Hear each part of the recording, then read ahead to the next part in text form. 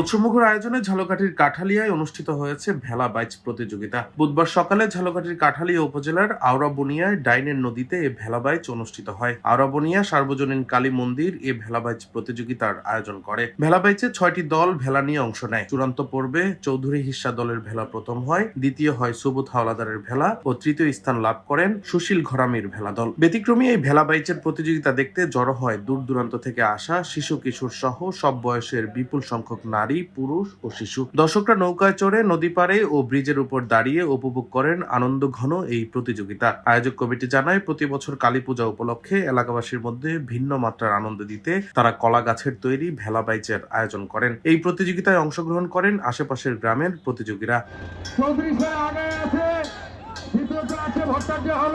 Desk report, Dainik destiny.